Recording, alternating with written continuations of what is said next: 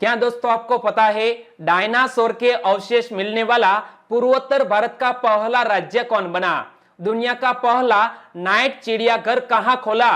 हाल ही में चंद्रो तोमर का निधन हो गया, वे किस उपनाम से प्रसिद्ध थी? ऐसे ही 13 बड़ी खबरों को कवर करते हुए हमने आज का बोले तो 6 मई 2021 का करंट अफेयर का वीडियो तैयार किया है। क्वालिटी की दृष्टि से बेस्ट यह वीडियो, आप लास्ट तक देखें। लास्ट में मैं आपसे एक क्वेश्चन पूछूंगा जिसका आंसर आपको नीचे कमेंट बॉक्स में देना है। और अभी तक आपने हमारी GK 2020 चैनल को सब्सक्राइब नहीं किया है तो सब्सक्राइब कीजिए, पास में जो बेल आइकन है उसे भी प्रेस कर दीजिए, क्योंकि आने वाले हर एक वीडियो की अपडेट आपको सबसे पहले मिले।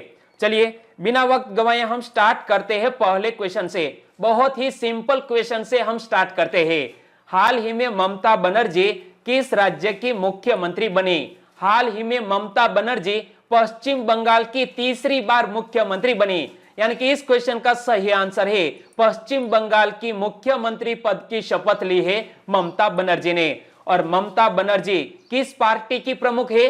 तृणमूल कांग्रेस की प्रमुख है। और ममता बनर्जी ने लगातार तीसरी बार पश्चिम बंगाल के मुख्यमंत्री के रूप में शपथ ली। और इनसे जुड़ा हुआ एक और क्वेश्चन बन सकता है कि मुख्यमंत्री पद और गोपनीयता की शपथ किसने दिलाई? ममता बनर्जी को मुख्यमंत्री पद और गोपनीयता की शपथ दिलाई है पश्चिम बंगाल के राज्यपाल श्री जगदीप धनखड़ ने। इमेज में आप देख सकते हैं श्री जगदीप धनखड़ को। और यहां हम बात करते हैं पश्चिम बंगाल की और यह शपथ समारोह की। तो शपथ समारोह कहां आयोजित किया गया? कोलकाता के राजभवन में यह शपथ समारोह आयोजित किया गया। और नवनिर्वाचित विधायकों का शपथ ग्रहण गुरुवार और शुक्रवार को 2 चरणों में विधानसभा भवन में होगा। और सबसे अधिक सीटें हासिल की है ऑल इंडिया तृणमूल कांग्रेस ने। कितनी सीटों पर जीत दर्ज की मैंने आपको बताया था, आपको याद है तो नीचे कमेंट सेक्शन में लिखिए, क्योंकि 2 दिन पहले ही मैंने इसके बारे में आपको डिटेल में बताया था। ओके, और यहां बात आती है शपथ ग्रहण की। तो हमारे संविधान में शपथ ग्रहण से जुड़ा हुआ प्रावधान कहां पर किया गया है? अनुच्छेद 164(3) के अनुसार किसी मंत्री द्वारा पद ग्रहण करने से पहले राज्यपाल तीसरी अनुसूची में इस प्रयोजन के लिए दिए गए प्रारूपों के अनुसार उसको पद और गोपनीयता की शपथ दिलाएगा। यानी कि हमारे संविधान की तीसरी अनुसूची में शपथ के प्रारूप दिए गए हैं। तो यह फैक्ट भी हमें याद रख लेना चाहिए। और तृणमूल कांग्रेस की प्रमुख है ममता बनर्जी। तो यहां हम बात करें सर्व भारतीय तृणमूल कांग्रेस की, तो यह पश्चिम बंगाल में स्थित एक भारतीय राजनीतिक दल है। और यह सर्व भारतीय तृणमूल कांग्रेस की स्थापना 1 जनवरी 1998 को हुई। और स्थापक है मौजूदा मुख्यमंत्री ममता बनर्जी। और दोस्तों इसी तरह हर क्वेश्चन से जुड़े इंपॉर्टेंट फैक्ट मैं आपके सामने रखता हूं। हमारा यह तरीका आपको अच्छा लगता है लाइक करना मत भूलिएगा। दूसरा क्वेश्चन, घरों में इस्तेमाल के लिए 1,50,000 छोटे ऑक्सीजन सिलेंडर कौन तैयार करेगा? घरों में इस्तेमाल के लिए 1,50,000 छोटे ऑक्सीजन सिलेंडर तैयार करने जा रहा है DRDO। यानी कि इस क्वेश्चन का सही आंसर है ऑप्शन बी DRDO। रक्षा अनुसंधान और विकास संगठन के अध्यक्ष डॉक्टर जी सतीश रेड्डी ने कहा कि रक्षा अनुसंधान और विकास संगठन घरों में इस्तेमाल के लिए 1,50,000 छोटे ऑक्सीजन सिलेंडर तैयार करने जा रहा है। और हम सबको पता है कोविड मरीजों की संख्या बढ़ रही है, उनको ऑक्सीजन की जरूरत है और इसीलिए DRDO ने यह कदम उठाया है। DRDO ने विभिन्न चिकित्सकीय उपकरण बनाने के लिए अपनी सैन्य विशेषज्ञता और ज्ञान का उपयोग किया है ताकि कोविड मरीजों को राहत पहुंचाई जा सके। जी हाँ, DRDO ने कोविड मरीजों को राहत पहुंचाने के लिए यह कदम उठाया है। और बात करें DRDO की, तो DRDO से जुड़ा हुआ एक क्वेश्चन एक सप्ताह पहले ही करंट अफेयर में था, मैंने आपको बताया था। आपको याद है कि हाल ही में एकल क्रिस्टल ब्लेड तकनीक किसने विकसित की है? एकल क्रिस्टल ब्लेड तकनीक विकसित की है DRDO ने। और इस तकनीक के जरिए हमारे हल्के लड़ाकू विमान तेजस को और शक्तिशाली बनाया जाएगा। और तब भी मैंने आपको DRDO के बारे में बताया था, आपको याद है? तो मेरे साथ साथ बोलिए DRDO की स्थापना कब हुई 1958 में और डीआरडीओ ने 1 जनवरी 2021 को अपना 63वां स्थापना दिवस मनाया। और डीआरडीओ का हेडक्वार्टर कहां पर स्थित है? डीआरडीओ भवन नई दिल्ली। डीआरडीओ का मोटो मतलब आदर्श वाक्य क्या है? बलस्य मूलम विज्ञानम। और डीआरडीओ के वर्तमान अध्यक्ष डॉक्टर जी सतीश रेड्डी। और डीआरडीओ संगठन भारतीय रक्षा मंत्रालय की एक आनुषंगिक इकाई के रूप में काम करता है।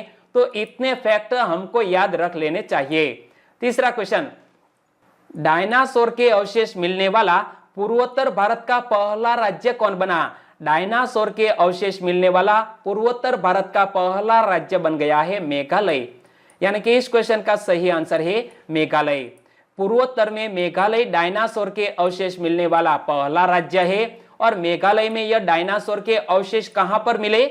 मेघालय के पश्चिमी खासी हिल्स जिले के पास एक इलाके से करीब 10 करोड़ वर्ष पहले के सौरपॉड डायनासोर की हड्डियों के जीवाश्म मिले हैं। यानी कि कितने साल पुराने हैं? 10 करोड़ वर्ष पहले के सौरपॉड डायनासोर की हड्डियों के जीवाश्म मिले हैं।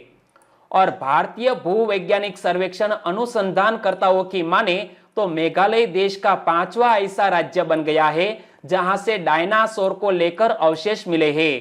तो इससे पहले गुजरात, मध्य प्रदेश, महाराष्ट्र और तमिलनाडु से डायनासोर को लेकर अवशेष और कई तरह की जानकारियां मिल चुकी है। तो अब यहां मैप में देखें कि डायनासोर से जुड़े अवशेष किन किन राज्यों में मिले हैं। तो गुजरात, मध्य प्रदेश, महाराष्ट्र और तमिलनाडु, यह 4 राज्यों में मिले थे। और भी एक राज्य ऐड हो गया है जिसका नाम है मेघालय। और यह भारत का 5वां और पूर्वोत्तर भारत का पहला राज्य है जहां पर डायनासोर को लेकर अवशेष प्राप्त हुए हो। और मेघालय की बात करें तो मेघालय की कैपिटल का नाम क्या है? शिलोंग। मेघालय के मुख्यमंत्री कौन है? कॉनराड संगमा। मेघालय के वर्तमान राज्यपाल कौन है? सत्यपाल मलिक। और मेघालय को 21 जनवरी 1972 को पूर्ण राज्य का दर्जा प्राप्त हुआ। और मेघालय का उच्चतम स्थान कौन सा है? शिलोंग पीक, जो मेघालय का उच्चतम स्थान है। चौथा क्वेश्चन, किस राज्य की सरकार ने गांवों में कोविड रोगियों की पहचान के लिए 5 दिवसीय अभियान शुरू किया है? हाल ही में उत्तर प्रदेश की सरकार ने गांवों में कोविड रोगियों की पहचान के लिए 5 दिवसीय अभियान शुरू किया। यानी कि इस क्वेश्चन का सही आंसर है उत्तर प्रदेश सरकार। उत्तर प्रदेश सरकार ने गांवों में कोविड रोगियों की पहचान के लिए 5 दिवसीय अभियान शुरू किया है। और यह अभियान कब तक चलेगा? 9 मई तक चलेगा। और ऐसी आशंका है कि पंचायत चुनाव और मतगणना के दौरान गांवों में संक्रमित लोगों की संख्या बढ़ सकती है, क्योंकि हाल ही में पंचायती चुनाव आयोजित किए गए उत्तर प्रदेश में। और इसीलिए एक खतरा बढ़ गया है कि गांवों में कोविड-19 का संक्रमण फैल सकता है। और मरीजों की पहचान के लिए टीमों को 10 लाख दवा किट और इतनी ही एंटीजन किट उपलब्ध कराई गई है। और स्कूलों और ग्राम पंचायत भवनों में क्वारंटीन सेंटर तैयार किए गए हैं। स्कूलों और ग्राम पंचायत भवनों में क्वारंटीन सेंटर भी तैयार किए गए हैं। और यह कदम उठाया है उत्तर प्रदेश की सरकार ने। तो उत्तर प्रदेश के राजकीय प्रतीक की बात करें, उत्तर प्रदेश की राजकीय भाषा है हिंदी। उत्तर प्रदेश का राजकीय वृक्ष है अशोका। उत्तर प्रदेश का राजकीय पशु है बारहसिंगा। उत्तर प्रदेश का राजकीय पुष्प है पलाश। तो उत्तर प्रदेश में विधानसभा मंडल द्विसदनात्मक है, यानी कि विधानसभा भी है, साथ साथ विधान परिषद भी है। ओके, 5वां क्वेश्चन, दुनिया का पहला नाइट चिड़ियाघर कहां बना? दुनिया का पहला नाइट चिड़ियाघर बना है सिंगापुर देश में। यानी कि इस क्वेश्चन का सही आंसर है ऑप्शन बी, सिंगापुर में दुनिया का पहला नाइट चिड़ियाघर बना। इमेज में आप देख सकते हैं पूरी दुनिया में हजारों चिड़ियाघर बने हैं, जिनमें से कुछ चिड़ियाघर अपनी विशेष खूबियों के लिए जाने जाते हैं। आमतौर पर लगभग सभी चिड़ियाघर सुबह खुलते हैं और शाम होते ही बंद कर दिए जाते हैं। लेकिन सिंगापुर नाइट सफारी दुनिया का पहला नाइट चिड़ियाघर है, यानी कि शाम होते ही यह चिड़ियाघर खुल जाता है और सुबह होते ही इस चिड़ियाघर को बंद कर दिया जाता है। और यह नाइट चिड़ियाघर करीब 35 हेक्टेयर क्षेत्र में फैला हुआ है, जिसमें 1000 से अधिक जानवर है। दोस्तों, इस चिड़ियाघर को देखने हर साल लाखों लोग यहाँ आते हैं और आप भी कोई अच्छी सी गवर्नमेंट जॉब पा लेते हैं तो आप भी सिंगापुर के इस नाइट चिड़ियाघर को देखने जरूर जाइएगा। बात करें सिंगापुर की, तो सिंगापुर यह शहर पिंग नदी के किनारे पर स्थित है। किस नदी के किनारे पर? पिंग नदी के किनारे पर यह सिंगापुर सिटी। और सिंगापुर को सिंहों का शहर भी कहा जाता है। सिंगापुर के प्रधानमंत्री है ली सियन लुंग। सिंगापुर की कैपिटल का नाम है सिंगापुर सिटी और सिंगापुर की करेंसी है सिंगापुर डॉलर। इमेज में आप देख सकते हैं। छठा क्वेश्चन, हाल ही में डॉक्टर फिलिपोस मार क्रिसोस्टोम का निधन हो गया। वे कौन थे? डॉक्टर फिलिपोस मार क्रिसोस्टोम का निधन हो गया। वे देश के सबसे लंबे समय तक रहे बिशप थे। यानी कि इस क्वेश्चन का सही आंसर है देश के सबसे लंबे समय तक रहे बिशप थे। इमेज में आप देख सकते हैं डॉक्टर फिलिपोस मार क्रिसोस्टोम वो मालंकारा मार थोमा सीरियन चर्च के पूर्व अध्यक्ष थे और क्रिसोस्टोम का जन्म 27 अप्रैल 1918 को कार्तिक पल्ली में हुआ और 103 वर्षीय क्रिसोस्टोम का उम्र संबंधी बीमारियों के कारण हाल ही में निधन हो गया है। और हमारे प्रधानमंत्री जी ने भी क्रिसोस्टोम के निधन पर शोक व्यक्त किया। और क्रिसोस्टोम की बात करें तो 1953 में उन्हें बिशप बनाया गया। वे देश में सबसे लंबे समय तक बिशप रहे। सच्चा मानवीय दृष्टिकोण एवं वैश्विक नजरिया रखने वाले और उत्कृष्ट धार्मिक व्यक्ति मार क्रिसोस्टोम को 2018 में राष्ट्रपति रामनाथ कोविंद ने पद्म भूषण से सम्मानित किया था। इमेज में आप देख सकते हैं 2018 में मार क्रिसोस्टोम को हमारे राष्ट्रपति रामनाथ कोविंद ने पद्म भूषण से सम्मानित किया था। और डॉक्टर फिलिपोस मार क्रिसोस्टोम को गरीबों एवं वंचितों की सामाजिक, आर्थिक और सांस्कृतिक स्थिति में सुधार के लिए कई योजनाओं को लागू करने और बनाने का श्रेय दिया जाता है। यानी कि भारत के पद्म भूषण से सम्मानित इस महान हस्ती का हाल ही में निधन हो गया। सातवां क्वेश्चन, एस्ट्राजेनेका कोविड वैक्सीन के उपयोग पर पूर्ण पाबंदी लगाने वाला पहला यूरोपीय देश कौन बना? एस्ट्राजेनेका कोविड वैक्सीन के उपयोग पर पूर्ण पाबंदी लगाने वाला पहला यूरोपीय कंट्री बन गया है डेनमार्क। यानी कि इस क्वेश्चन का सही आंसर है ऑप्शन सी डेनमार्क। डेनमार्क ने कोरोना वायरस के बढ़ते खतरों के बीच ऑक्सफोर्ड एस्ट्राजेनेका की कोविड वैक्सीन पर पूर्ण रोक लगा दी है। ऐसी पाबंदी लगाने वाला यह यूरोप का पहला देश भी बन गया है। और डेनमार्क ने पाबंदी क्यों लगाई? तो देखो, डेनमार्क ने यह रोक वैक्सीन दिए जाने के बाद कुछ लोगों के शरीर में खून के थक्के जमने के बाद लगाई है। यानी कि एस्ट्राजेनेका कोविड वैक्सीन लगाने के बाद कुछ समय बाद खून के थक्के जम जाते हैं और इसीलिए बैन लगा दिया है डेनमार्क देश ने। और बात करते हैं डेनमार्क की, तो यहाँ आप मैप में देख सकते हैं डेनमार्क, जिसके अगल बगल में नॉर्वे, स्वीडन, जर्मनी जैसे देश स्थित है। डेनमार्क की कैपिटल का नाम है कोपेनहेगन।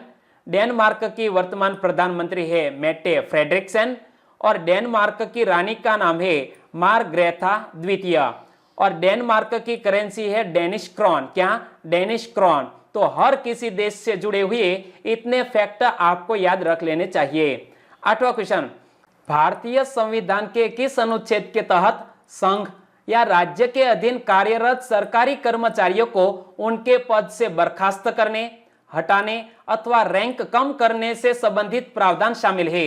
हमारे भारतीय संविधान के अनुच्छेद 311 के तहत संघ या राज्य के अधीन कार्यरत सरकारी कर्मचारियों को उनके पद से बर्खास्त किया जा सकता है, हटाया जा सकता है या तो अधिकारी की रैंक कम कर दी जा सकती है। यानी कि इस क्वेश्चन का सही आंसर है अनुच्छेद 311। और अनुच्छेद 311 का हाल ही में उपयोग किसने किया है? जम्मू कश्मीर के उपराज्यपाल मनोज सिन्हा ने इस अनुच्छेद का उपयोग किया। तो देखो, हाल ही में जम्मू कश्मीर के उपराज्यपाल द्वारा पहली बार अनुच्छेद 311 का उपयोग करते हुए एक सरकारी कर्मचारी को बर्खास्त किया गया है और इसीलिए अनुच्छेद 311 सुर्खियों में आया। और भारतीय संविधान के अनुच्छेद 311 के तहत संघ या राज्य के अधीन कार्यरत सरकारी कर्मचारियों को उनके पद से बर्खास्त करने, हटाने अथवा रैंक कम करने से संबंधित प्रावधान शामिल है। हालांकि ऐसा केवल उपयुक्त जांच के बाद ही किया जा सकता है। तो दोस्तों, यह सेंटेंस याद रखो कि ऐसा केवल उपयुक्त जांच के बाद ही किया जा सकता है। ओके, और बात करते हैं हमारे भारत के संविधान की। तो भारत का संविधान भारत का सर्वोच्च विधान है जो संविधान सभा द्वारा 26 नवंबर 1949 को पारित हुआ तथा 26 जनवरी 1950 से प्रभावी हुआ। यानी कि पारित कब हुआ? 26 नवंबर 1949 को, और प्रभावी कब हुआ? 26 जनवरी 1950 को। और इसमें 448 अनुच्छेद है, 25 भागों में बटा हुआ है हमारा संविधान, और 12 अनुसूचियां जोड़ी गई है हमारे कॉन्स्टिट्यूशन ऑफ इंडिया में। ओके, 9वां क्वेश्चन आपकी स्क्रीन पर। सुर्खियों में रही चंद्रो तोमर किस उपनाम से प्रसिद्ध थी? सुर्खियों में रही चंद्रो तोमर शूटर दादी के उपनाम से प्रसिद्ध थी। यानी कि इस क्वेश्चन का सही आंसर है ऑप्शन बी, शूटर दादी चंद्रो तोमर को इमेज में आप देख सकते हैं। शूटर चंद्रो तोमर उपनाम है शूटर दादी। शूटर चंद्रो तोमर का कोविड-19 के कारण 89 वर्ष की आयु में निधन हो गया है। वह उत्तर प्रदेश के बागपत गांव की रहने वाली थी। कहां की? उत्तर प्रदेश के बागपत गांव की रहने वाली थी। और चंद्रो तोमर की आयु 60 वर्ष से अधिक थी जब उन्होंने पहली बार बंदूक उठाई थी। जी हां दोस्तों, 60 वर्ष से अधिक उम्र थी तब उन्होंने यह शूटिंग शुरू की। लेकिन दिग्गजों के लिए कई राष्ट्रीय प्रतियोगिताओं में जीत हासिल की। उनके असाधारण काम ने अंततः अवार्ड विनिंग बॉलीवुड फिल्म शान की आंख को प्रेरित किया।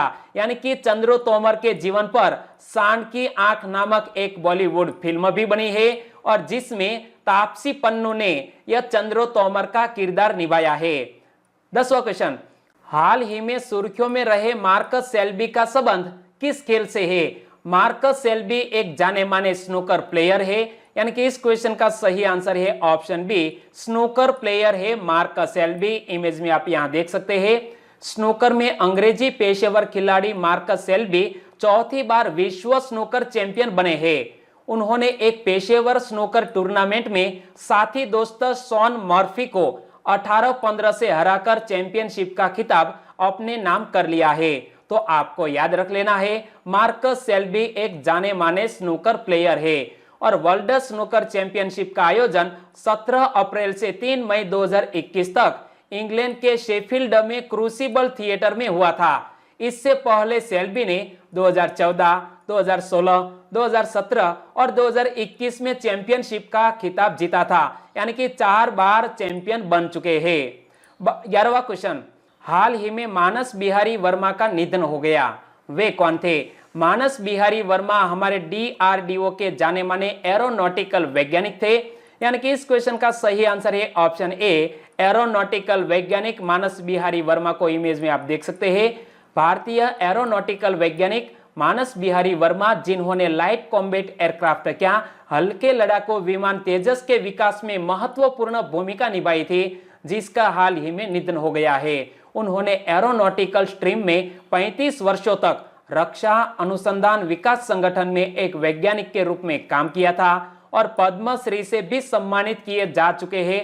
मानस बिहारी वर्मा मानस बिहारी वर्मा को तेजस विमान यांत्रिक प्रणाली के डिजाइन की जिम्मेदारी दी गई, जहां उन्होंने एरोनॉटिकल डेवलपमेंट एजेंसी में तेजस विमान के पूर्ण पैमाने पर इंजीनियरिंग विकास के लिए जिम्मेदार टीम का नेतृत्व किया था। और हमारे प्रसिद्ध वैज्ञानिक को 2018 में पद्मश्री नागरिक सम्मान से सम्मानित किया गया था। इमेज में आप देख सकते हैं, यह मानस बिहारी वर्मा को सम्मानित करते हुए हमारे राष्ट्रपति रामनाथ कोविंद, कौन सा सम्मान? पद्मश्री से सम्मानित किया गया है। 12वां क्वेश्चन, हाल ही में international day of the midwives कब मनाया गया? प्रतिवर्ष international day of the midwives मनाया जाता है 5 मई को। यानी कि इस क्वेश्चन का सही आंसर है ऑप्शन डी, 5 मई बोले तो international day of the midwives. 1992 के बाद से हर साल 5 मई को international day of the midwives मनाया जाता है। यह दिन मिडवाइफ्स के काम को समर्पित है और माताओं एवं उनके नवजात शिशुओं को प्रदान की जाने वाली आवश्यक देखभाल के लिए मिडवाइफ्स की स्थिति के बारे में जागरूकता बढ़ाने के लिए यह दिवस प्रति वर्ष मनाया जाता है 5 मई को। और international day of the midwives 2021 के लिए थीम क्या तय की गई है? थीम तय की गई है follow the data, invest in midwives. क्या? Follow the data invest in midwife, जो 2021 के international day of the midwife की थीम है। ओके, थीम से जुड़ा हुआ क्वेश्चन अक्सर एग्जामिनेशन में पूछ लिया जाता है और इसीलिए आपको थीम याद रखनी है। ओके, और इस दिवस का विचार मिडवाइफ्स को पहचानने और उन्हें सम्मानित करने के लिए 1987 में नीदरलैंड में मिडवाइफ सम्मेलन के अंतरराष्ट्रीय सम्मेलन में किया गया। और इंटरनेशनल मिडवाइफ्स डे पहली बार कब मनाया गया था? 5 मई 1991 को पहली बार यह international day of the midwives मनाया गया। और इंटरनेशनल कॉन्फेडरेशन ऑफ मिडवाइफ्स के वर्तमान अध्यक्ष कौन है? फ्रैंका कैडी, इमेज में आप देख सकते हैं। और इंटरनेशनल कॉन्फेडरेशन ऑफ मिडवाइफ्स का मुख्यालय कहां पर स्थित है? नीदरलैंड के हेग शहर में इसका हेडक्वार्टर स्थित है। 13वां क्वेश्चन, थिसारा परेरा ने अंतरराष्ट्रीय क्रिकेट से संन्यास की घोषणा की, वे किस देश के क्रिकेटर है? थिसारा परेरा श्रीलंका देश के जाने माने ऑलराउंडर है जिन्होंने हाल ही में क्रिकेट से संन्यास लेने की घोषणा की। यानी कि इस क्वेश्चन का सही आंसर है श्रीलंका। श्रीलंका के ऑलराउंडर और पूर्व कप्तान थिसारा परेरा ने हाल ही में अंतरराष्ट्रीय क्रिकेट से संन्यास की घोषणा की है।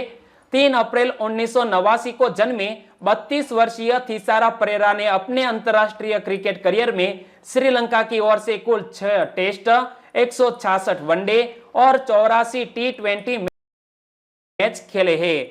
और उनके क्रिकेट करियर की उपलब्धियों की बात करें तो अपने संपूर्ण करियर में थिसारा परेरा ने टेस्ट क्रिकेट में 203 रन, वनडे में 2338 रन और टी20 में 1204 रन बनाए हैं। इसके अलावा वह बेहतरीन गेंदबाज भी थे और उन्होंने टेस्ट क्रिकेट में 11 विकेट, वनडे क्रिकेट में 175 विकेट और टी20 में 51 विकेट प्राप्त किए हैं।